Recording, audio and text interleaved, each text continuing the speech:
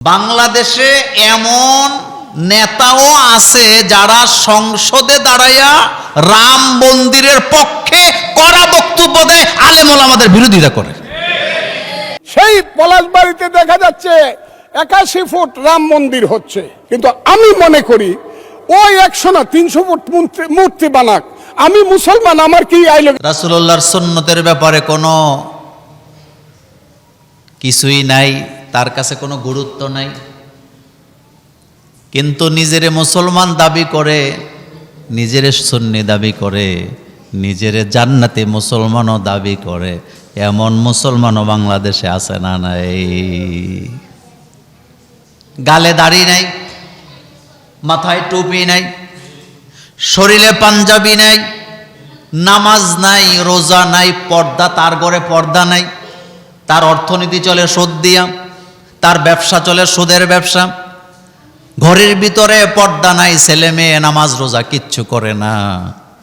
কিন্তু মাঝে মধ্যে আলেম ওলামার কাছে বসলে আলেমদের সবক দেয়, আমরা কি ইসলাম কম বুঝি নাকি? এমন নেতাও বাংলাদেশে আছে না? নাই। এদেরকে দেখলে লজ্জা লাগে, ইবলিশও মনে হচ্ছে হাসে। নিজের কাছে ইসলাম নাই, কিন্তু সে দাঁড়ায় বলতেছে আলেমরা নাকি কোরআনের অপব্যাখ্যা করছে। বাংলাদেশে এমন নেতাও আছে যারা সংসদে দাঁড়াইয়া রাম মন্দিরের পক্ষে কড়া বক্তব্য দেয়, আলেম ওলামাদের বিরোধিতা করে।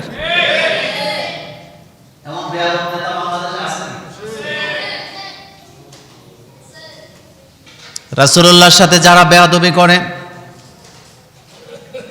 আল্লাহর নবীকে যারা খারাপ জানে, নবীর দাড়িকে টুপিকে যারা গালি দেয়, রাসূলুল্লাহর চরিত্র নিয়ে যারা বাজে কথা বলে, আল্লাহ রব্বুল আলামিন তাদেরকে কোরআনের ভাষায় তাদের চরিত্রের ব্যাপারে 12টা কথা বলেছেন, 12টা দোষের কথা।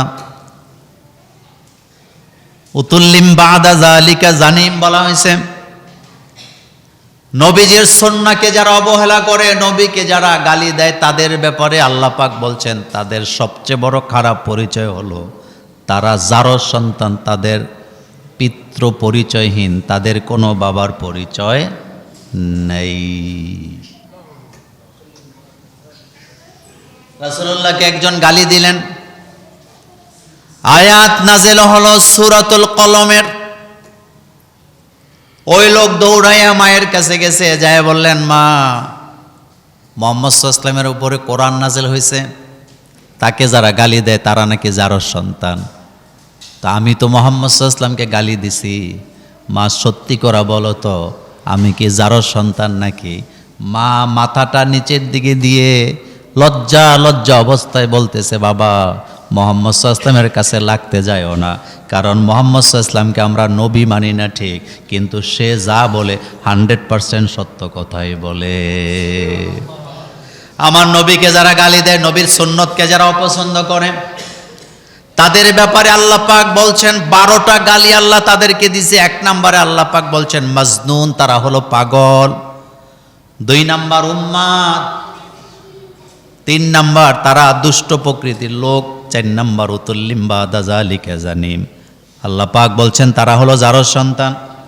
5 নাম্বার তারা হলো ভালো কাজে বাধা দানকারী। 6 নম্বরে আল্লাহ পাক বলছেন তারা সীমা লঙ্ঘনকারী। 7 নম্বরে আল্লাহ পাক বলছেন তারা পাপিষ্ট। 8 নম্বরে আল্লাহ পাক বলছেন তারা মিথ্যাবাদী। 9 নম্বরে আল্লাহ পাক বলছেন তারা চগলখোর। 10 নম্বরে আল্লাহ পাক বলছেন তারা রূঢ় চরিত্রের স্বভাবের মালিক। 11 নম্বরে আল্লাহ পাক বলছেন তারা কুখ্যাত। আর 12 নম্বরে বলছেন আল্লাহ বলছেন তারা হলো চরিত্রহীন। জোরে কর নাউযুবিল্লাহ। দেখবেন সিনেমা করে না, নাটক সিনেমা, দুষ্ট লোকটার গালের মধ্যে দাড়ি দিয়ে রাখে, টুপি দিয়ে রাখে। বাংলাদেশে যারা সিনেমার প্রযোজক হয় ম্যাক্সিমাম গুলো হলো ইসলাম বিদ্বেষী, যার কারণে দুষ্ট লোক বানাইতে হইলে গালের মধ্যে দাড়ি দেয়, টুপি দেয়, তারা প্রত্যেকটা জারজ সন্তান। এটা আল্লাহর কোরআনের ভাষা। আপনি দেখবেন সিনেমার মধ্যে চৌধুরী সাহেব সবচেয়ে খারাপ লোক, কিন্তু চৌধুরী সাহেবের মাথার মধ্যে টুপিও আছে, কিও আছে, দাড়ি, তার মানে সবাইকে শিখাইতেছে যারা খারাপ লোক তাদের গালের মধ্যে দাড়ি আর মাথার মধ্যে কি, চিন্তা করতে পারেন?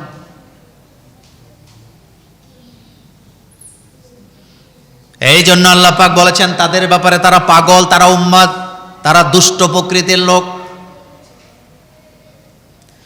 তারা রূঢ় স্বভাবের মালিক, তারা চরিত্রহীন, তাদের চরিত্রের কোনো ঠিক নেই।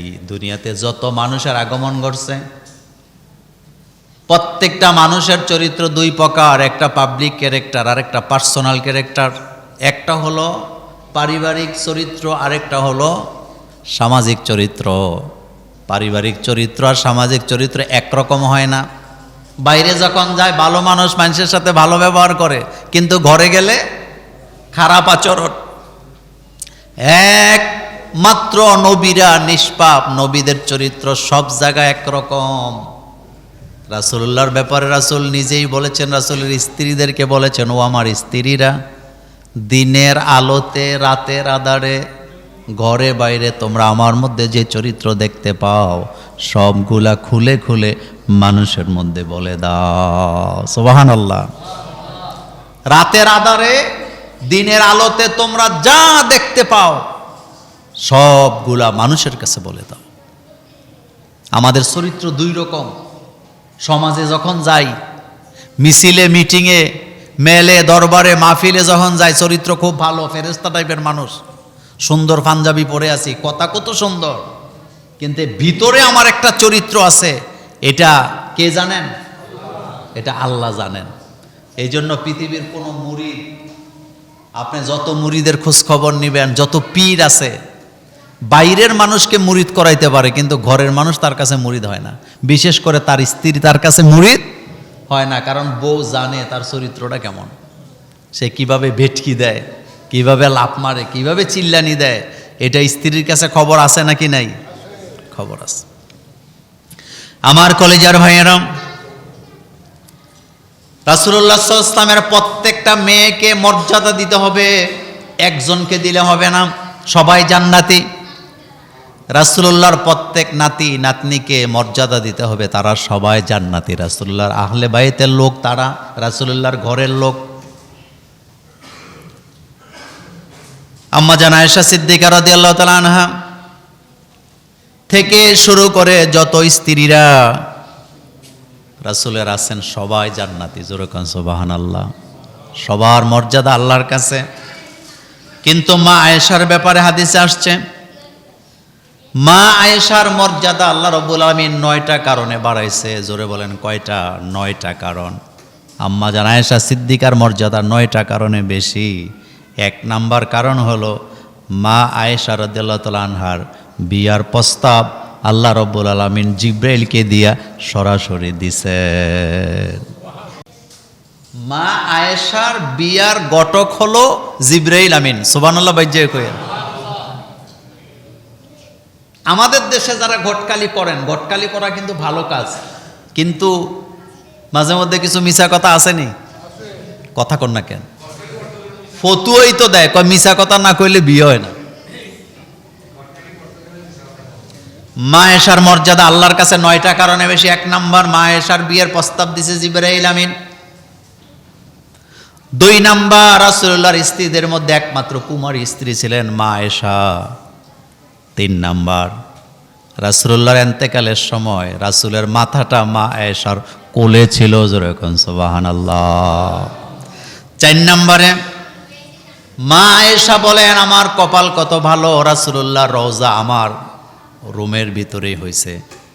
রাসূলের রওজাটা মূলত আয়েশা রাদিয়াল্লাহু আনহার কামরা ছিল এটা। 5 নাম্বার, মা আয়েশা বলেন, আমি যেই ঘরে বাস করি সেই ঘরটাকে সব সময় ফেরেশতারা বেষ্টনী দিয়া রাখে। 6 নাম্বার, রাসূলুল্লাহ সাল্লাল্লাহু আলাইহি ওয়াসাল্লামের সাথে আমি এক কম্বলের নিচে ছিলাম, এই অবস্থাতেও রাসূলের উপরে কোরআন নাযিল হয়েছে। আমি রাসূলুল্লাহর কম্বলের নিচে শোয়া, রাসূল আমার সাথে শোয়া, এই অবস্থাতেও রাসূলের উপরে কোরআনের আয়াত নাযিল হয়েছে। মা আয়েশার মর্যাদা 7 নাম্বার কারণ হলো আমি রাসূলুল্লাহ সাল্লাল্লাহু আলাইহি সাল্লামের বন্ধু অথবা রাসূলুল্লাহর খলিফার মেয়ে, হযরত আবু বকরের মেয়ে। 8 নাম্বার, আমি আয়েশার চরিত্রের সার্টিফিকেট আকাশ থেকে এসেছে কোরআন দ্বারা। জোরে কোন সুবহানাল্লাহ। আমাদের দেশে যারা চরিত্রের সার্টিফিকেট দেয়, নিজের চরিত্রের ঠিক নাই। আমাদের দেশে পাসপোর্ট করবেন, জন্ম নিবন্ধন করবেন, বিদেশে যাবেন, কোনো কাজকর্ম করবেন, জাতীয় চারিত্রিক সার্টিফিকেট একটা লাগে, চরিত্রের সার্টিফিকেট দেয় চেয়ারম্যানেরা। কিন্তু আফসোস লাগে যে এই চেয়ারম্যান সাহেব চরিত্রের সার্টিফিকেট দেয়, তার নিজের চরিত্রের কথা তো আসতে কইলেন কেন? নিজের চরিত্রের। তিতাস এলাকায় এক চেয়ারম্যানের বাড়িতে গেছি আমি সকালে ফজরের পরে, আমার ইউনিয়নের চেয়ারম্যান। তা আমি সকাল সকাল ফজর পরে চলে গেছি। যাওয়ার পরে ওই বাড়িতে যাওয়ার পর আমাকে একজন বলল, হুজুর এত সকালে আইছেন, চেয়ারম্যান তো এত সকালে ঘুমের থেকে উঠে না। তা আমি বললাম উঠে কয়টা? কয় 12টা 1টার আগে পাবেন না। আমি বললাম কেন, ঘুমাইছে কয়টা? কয় হুজুর ঘুমাইছে তো ফজরের আগে। তো সে হাসি দিয়ে বলতেছে, হুজুর মনে কিছু নিয়েন না, বোতল খাইয়া ঘুমাইছে তো উঠতে একটু দেরি হবে। তার পরিবারের লোক আমাকে বলতেছে, যেই লোকটার কথা আমি বলতেছি লোকটা মারা গেছে, মানে মদ খাইতে খাইতে গাঁজা খাইতে খাইতে লিভার ক্যান্সারে লোকটা মারা গেছে। আমার এলাকার কথা বললাম, আমার এলাকার। তো এই লোকটা চরিত্রের সার্টিফিকেট দিচ্ছে আলেম ওলামাদের, ভালো মানুষের, নামাজীদের। তা আমাদের কপাল কি ভালো না খারাপ?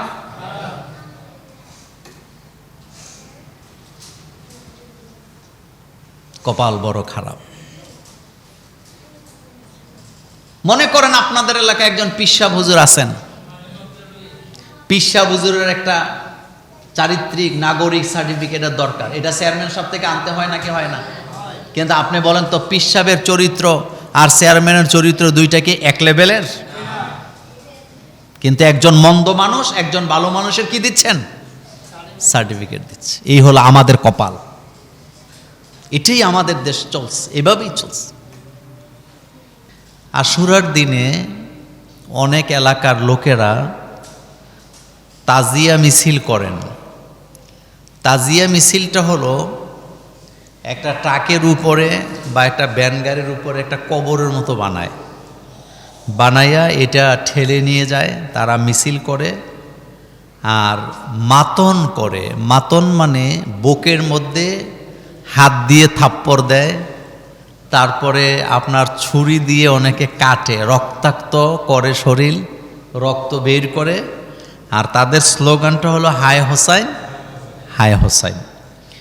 এই কাজগুলো মূলত শিরকি কাজ, এগুলোর সাথে ইসলামের কোনো সম্পর্ক নাই। যেমন ইসলামে কেউ মারা গেলে বিলাপ করা জায়েজ নেই। 2 নাম্বার, মাতন করা ইসলামে জায়েজ নেই, এটা শিরক। কারণ মাতন করার অর্থ দাঁড়ায় আপনি আল্লাহ সিদ্ধান্তের উপরে খুশি হতে পারেন নাই।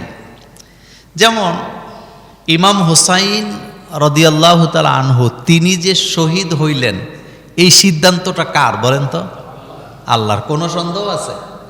তা আল্লাহ চায় ইমাম হোসেন শহীদ হোক, আর আপনি এখন 1400 বছর পরে আইসা নিজের শরীর থেকে রক্ত জড়াইতেছেন, আপনি মাতন করতেছেন, আপনি চিল্লা বিল্লা করতেছেন, তার মানে আল্লাহর সিদ্ধান্তের উপরে আপনি কি নারাজ। দ্বিতীয় কথা হলো, যারা শহীদ হন তারা কি জীবিত না মৃত? তারা জীবিত, এটা কোরআনের কথা। আল্লাহ রাব্বুল আলামিন বলছেন, ওয়ালা তাকুলু লিমান ইউকতালু ফি সাবিলিল্লাহি আমওয়াত বাল আহইয়াউ ওয়ালাকিন লা তাশউরুন। আল্লাহ রাব্বুল আলামিন বলছেন, যারা আমার পথে নিহত হয়, ওয়ালা তাকুলু লিমান ইউকতালু ফি সাবিলিল্লাহি আমওয়াত, যারা আল্লাহর পথে মারা গেছে, খবরদার তোমরা তাদেরকে মৃত বলো না। বাল আহিয়া, ও বরং তারা জীবিত, ওয়ালাকিন লা তাশউরুন, কিন্তু তোমরা সেটা টের পাও না। সুবহানাল্লাহ কোন। কথাটা কার? আল্লাহ পাকের। আল্লাহ পাক বলছেন, যারা আমার পথে মারা যায় তোমরা তাদেরকে মৃত বলো না। তোমাদের দৃষ্টিতে তোমরা দেখতেছো তারা মৃত, কিন্তু না, ওয়ালাকিন লা তাশউরুন, বাল আহিয়া, ও তারা জীবিত, কিন্তু তোমরা সেটা কি পাও না? টের পাও না। তাহলে বোঝা গেল যারা শহীদ তারা জীবিত। তারা কি? জীবিত। পৃথিবীতে সাধারণ মানুষ যখন মারা যায়, মরার সাথে সাথে সে জান্নাত পাবে না, জান্নাতে যেতে পারবে না। কিন্তু যারা দ্বীনের পথে শহীদ হয়, রাসূলুল্লাহ বলেছেন তারা মরতে দেরি, জান্নাতে যেতে দেরি নাই। যারা শহীদ হয় তারা আল্লাহ পাকের জান্নাতে উড়ে বেড়ায়, সুবহানাল্লাহ, এবং জান্নাতের খাদ্য তারা গ্রহণ করে, তারা জীবিত, সুবহানাল্লাহ কোন। তো ইমাম হুসাইন তিনি শহীদ হয়েছেন, আল্লাহর কোরআনের ভাষায় তিনি হলেন কি? জীবিত, তিনি শহীদ। আর আপনি সেই শহীদকে মেনে নিতে পারছেন না, এটা হচ্ছে আল্লাহ পাকের সিদ্ধান্তের বিরুদ্ধে মাতন করাটা হচ্ছে শিরক, আল্লাহর সিদ্ধান্তের বিরোধিতা করাটা কি? শিরক। দ্বিতীয় কথা হলো, খুব ঠান্ডা মাথায় কথাটার জবাব দিবেন, সেটি হচ্ছে রাসূলুল্লাহ সাল্লাল্লাহু আলাইহি ওয়াসাল্লামের মেয়ে ছিল কয়জন? 4 জন। বলেন কয়জন? 4 জন। কিন্তু আমাদের দেশে একজনরে নিয়ে লাফালাফি, অথচ রাসূল সাল্লাল্লাহু আলাইহি ওয়াসাল্লামের মেয়েরা সবাই জান্নাতি। বুখারীর হাদিসে রাসূল সাল্লাল্লাহু আলাইহি ওয়াসাল্লাম বলেছেন, যারা আমার পরিবারকে নিয়ে কটু কথা বলে অথবা আমার পরিবারকে যারা সম্মান করে কথা বলে না, অথবা আমার পরিবারের আহলে বায়াতের কাউকে কে অসম্মান করে, আমি হাসরের মাঠে তাদের বিরুদ্ধে আল্লাহর আদালতে মামলা দায়ের করব। এক শ্রেণীর লোকেরা শুধু হযরতে ফাতেমা রাদিয়াল্লাহু তাআলা আনহার নাম জানে এবং তারা মনে করে নবীর মেয়ে বলতেই কাকে বোঝায়? ফাতেমাকে বোঝায়। অথচ রাসূল সাল্লাল্লাহু আলাইহি ওয়াসাল্লামের আরো কয়জন মেয়ে আছে? 3 জন, সব মিলাইয়া 4 জন।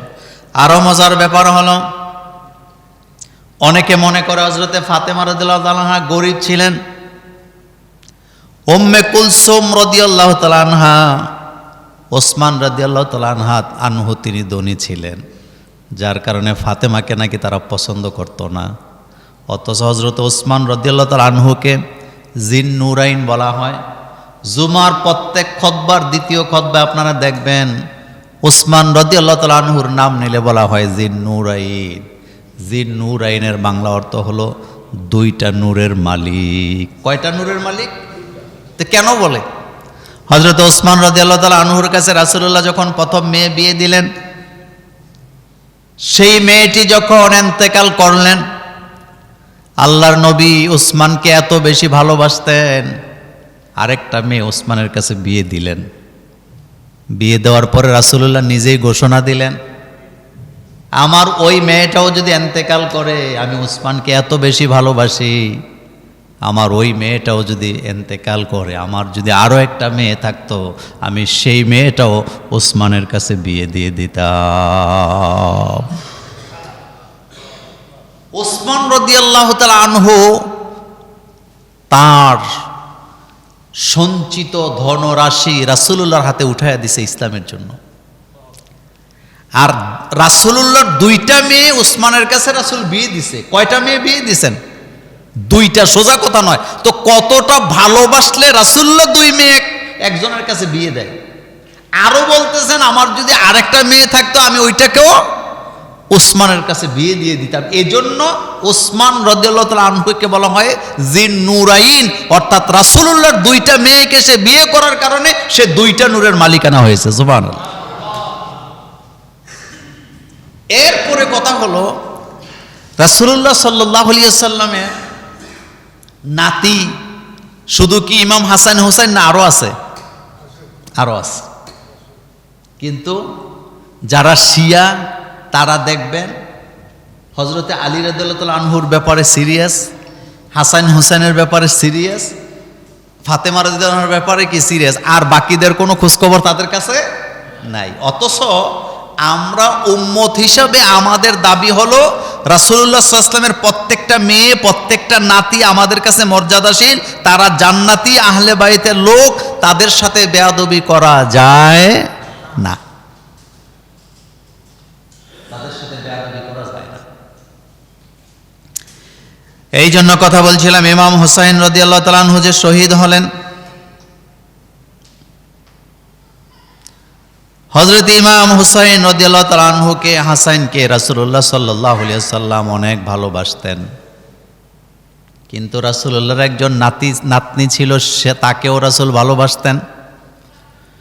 নবীজি তো ভালোবাসার সাগর, তিনি তো সবাইকে ভালোবাসেন। হযরতে ফাতেমা রাদিয়াল্লাহু তাআলা আনহার ব্যাপারে রাসূলুল্লাহ বলেছেন, ফাতেমা হলো আমি মুহাম্মদ সাল্লাল্লাহু আলাইহি ওয়াসাল্লামের একটা শরীরের অংশ, যারা ফাতেমাকে কষ্ট দেয় তারা যেন আমি রাসূলুল্লাহকে কষ্ট দেয়। স্বামী স্ত্রীর মধ্যে ঝামেলা হয় না এরকম নাই, হবে। হযরতে আলী রাদিয়াল্লাহু তাআলা আনহু এবং ফাতেমা রাদিয়াল্লাহু তাআলা আনহার মধ্যেও কি ঝামেলা হইতো, মনোমালিন্য হইতো। এমনকি বিশ্ব নবী মুহাম্মদ সাল্লাল্লাহু আলাইহি ওয়াসাল্লামের সাথেও তার স্ত্রীদের মনোমালিন্য হইতো। কিন্তু এই কথাগুলা বলার আমরা বলতে চাই না, কেন চাই না? ডরে কয় না, মানুষে কি মনে করবে। হযরতে আয়েশা রাদিয়াল্লাহু তাআলা আনহা রাসূলুল্লাহ সাল্লাল্লাহু আলাইহি ওয়াসাল্লামের সামনে পেয়ালা আছাড় মেরে ভেঙে ফেলছে। এক আছাড়ে পেয়ালা গুঁড়া গুঁড়া হয়ে গেছে। রাসূল সাল্লাল্লাহু আলাইহি ওয়াসাল্লাম মুস্কি হাসি দিলেন আর পেয়ালার টুকরাগুলা উঠাচ্ছেন, কিন্তু স্ত্রীরে কিছু বলে নেই। মনোমালিন্য হয়েছে। একই স্বামীর ঘরে একাধিক স্ত্রী থাকলে তাদের সম্পর্ককে বলা হয় সতীন। কি বলা হয়? আর সতীনের সম্পর্কটা সবসময় সুখের হয় না। আম্মাজান আয়েশা রাদিয়াল্লাহু তাআলা আনহা এবং আম্মাজান সাফিয়া রাদিয়াল্লাহু তাআলা আনহার মধ্যে মনোমালিন্য হইতো, কিন্তু তাদের মনোমালিন্যটা বেশিক্ষণ স্থায়ী হতো না। এটা মিঠাই দিতেন মুহাম্মাদুর রাসূলুল্লাহ সাল্লাল্লাহু আলাইহি ওয়াসাল্লাম। কিন্তু আমরা মিঠাই না, আমরা এটাকে জিয়া রাখি। পরিবারে কোনো ঝগড়া হলে এটা দীর্ঘস্থায়ী করা রাসূল সাল্লাল্লাহু আলাইহি ওয়াসাল্লাম এটা পছন্দ করতেন। এই জন্য স্বামী স্ত্রীর মধ্যে যদি কোনো কারণে ঝগড়া হয়, মনোমালিন্য হয়, এটাকে চার দেয়ালের বাইর করা উচিত না, কিন্তু আমরা এটা করি। স্বামী স্ত্রী ঝগড়া লাগছে, এমন জোরে গালাগালি, বকাবকি, মারামারি কইরা ঘর থেকে বাইরে হয়ে যায়।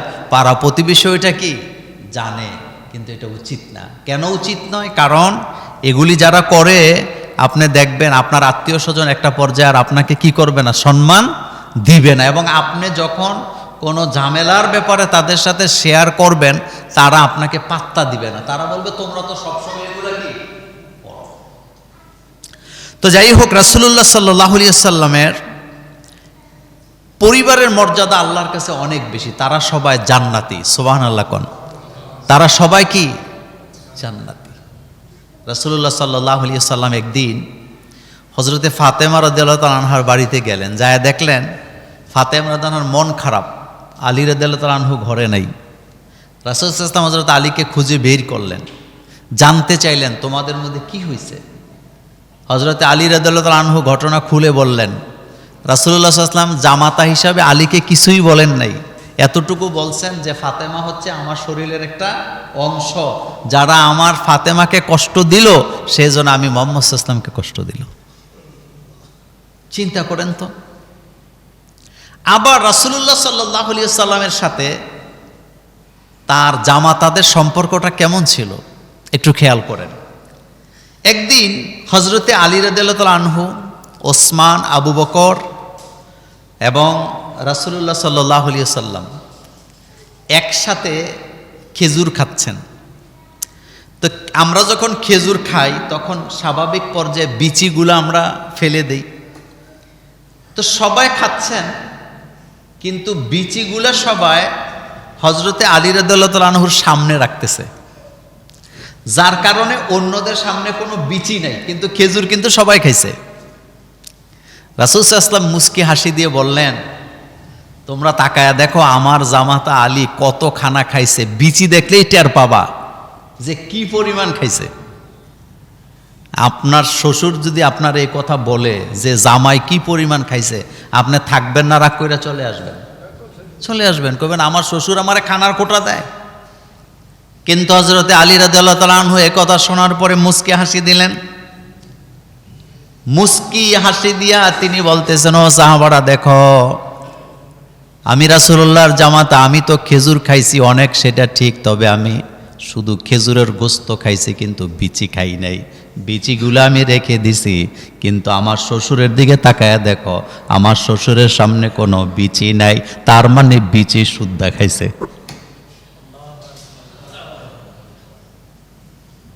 এটা হলো শ্বশুরের জামার মধ্যে ভালোবাসার একটা কি বহিঃপ্রকাশ।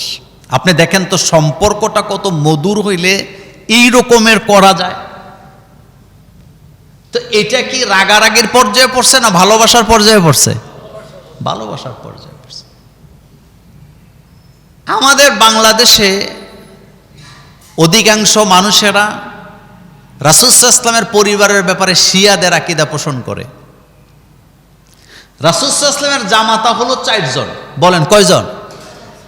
কিন্তু আপনি দেখেন এই আলী ছাড়া আর কারোরে তারা চেনে না। রাসূল সাল্লাল্লাহু আলাইহি ওয়াসাল্লামের মেয়ে হলো 4 জন, কিন্তু তারা ফাতেমাকে ছাড়া কাউকে চিনে না। রাসূল সাল্লাল্লাহু আলাইহি ওয়াসাল্লামের নাতি ছিলেন 5 জন বা 7 জন, কিন্তু একজনের নাম জানে আর বাকিদের খবর তাদের কাছে নাই। অথচ সবাই রাসূলুল্লাহর পরিবারের লোক এবং সবার মর্যাদা কার কাছে? আল্লাহর কাছে। তারা সবাই জান্নাতি। তো আজকে আমরা জানবো আশুরার দিনে আমাদের দেশে যে বেদাতগুলি হয় সেই জিনিসগুলো কি, একটু আসেন আমরা দেখি। প্রথমে দেখবো আশুরার দিনে বেদাতগুলি কি কি। 1 নাম্বার, তাজিয়া মিছিল করা। এটা বেদাত, এটা শিরক। কারণ ইসলামে এই ধরনের কবর বানাইয়া তাজিয়া মিছিল করার কোনো হুকুম শরীয়তে নাই। 2 নাম্বার, আশুরার দিনে সুরমা টুরমা লাগাইয়া সাজগোজ কইরা বাইর হয়। 3 নাম্বার, আশুরার দিনকে অনেকে তাদের শিয়ারা ঈদের মতো পালন করে। কিসের মতো পালন করে? ঈদের মতো। 4 নাম্বার, আশুরার দিনে তারা পানি পান করে না। কয় ইমাম হোসাইন পানি না খাইয়া শহীদ হয়েছে, আমরাও পানি পান করব না। এই যে একটা কুসংস্কার এদের মধ্যে কাজ করে। এরপরে 5 নাম্বার, আশুরার দিনে মাতম করা। মাতন মানে হলো বিলাপ করা বা বুকের মধ্যে কি করা, এমনি থাপড়ানো, যে হায় রে মরে গেছি গারে। বাচ্চা যদি কারো মারা যায়, বিলাপ করা এটা নিষেধ। বাচ্চা মারা গেলে কান্না আসবে, কষ্ট লাগবে, স্বাভাবিক, পাগল হয়ে যাওয়ার মতো মা বাপ। কারণ প্রত্যেক মা বাপ তার সন্তানকে কি করে, ভালোবাসে, এইটাই স্বাভাবিক কথা। কিন্তু মরে গেছে বিলাপ আলাপ শুরু করে দেওয়া, এটা ইসলামে কি নাই, জায়েজ নাই। রাসূলুল্লাহ সাল্লাল্লাহু আলাইহি সাল্লামের ছেলে যখন মারা গেল, রাসূল সাল্লাল্লাহু আলাইহি ওয়াসাল্লাম কান্না করতেছেন। সাহাবায়ে কেরাম বললেন, রাসূল আপনি তো নিষেধ করেছেন যে সন্তান মারা গেলে যেন কেউ না কাঁদে, আপনি তো কান্না করতেছেন। রাসূল বলেন, আমি যেটা করছি এটা রহমত, আমার কান্নার মধ্যে কোনো আওয়াজ নাই। কিন্তু বাচ্চা মারা গেলে অনেকে অনেক আওয়াজ করে, বিলাপ করে, মাটিতে গড়াগড়িও করে, এটা ইসলামে কি নাই, জায়েজ নেই। এরপরে আশুরার দিনে তেল মালিশ করা, মেহেদি লাগানো, এরপরে খানা দানার খুব ধুমধাম আয়োজন, খিচুড়ির আয়োজন করা, নতুন কাপড় পরিধান করা, হায় হোসাইন হায় হোসাইন করে মাতন করা, শরীর থেকে রক্ত জড়ানো, এই সবগুলা কাজ হলো বেদাত, এই সবগুলা কাজ হলো শিরিক। এই কাজগুলোর সাথে আমাদের কোনো সম্পর্ক নেই। আশুরার দিনে গুরুত্বপূর্ণ আমল হলো রোজা রাখা। বলেন তো কি রাখা? রোজা। 2টা রোজা। বলেন কয়টা? 2টা রোজা রাখা। 9 তারিখ 10 তারিখ অথবা 10 তারিখ 11 তারিখে। রাসূলুল্লাহ সাল্লাল্লাহু আলাইহি সাল্লাম বলেছেন, রমজানের রোজার পরে আশুরার রোজার মর্যাদা আল্লাহর কাছে এত বেশি, আমি আল্লাহর কাছে আশা করি যারা আশুরার রোজা রাখেন তাদের আগের এবং পরের 1 বছরের গুনাহ আল্লাহ পাক মাফ করে দিবে। সোজা কথা না, এটা গুরুত্বপূর্ণ একটি রোজা। তো যারা রাখছেন আজকে এবং আগামী দিন রাখবেন ইনশাআল্লাহ। এখন আসেন রাসূলুল্লাহ সাল্লাল্লাহু আলাইহি সাল্লামের ব্যাপারে শিয়াদের আকীদা বড় মারাত্মক। শিয়ারা তাদের আকীদা হলো যে হযরতে জিবরাইল আমিন ওহী নিয়ে আলী রাদিয়াল্লাহু তাআলা আনহুর কাছে আসছিলেন, কিন্তু ভুল করে রাসূলুল্লাহকে ওহীটা দিয়ে দিছে। নাউজুবিল্লাহ পড়েন।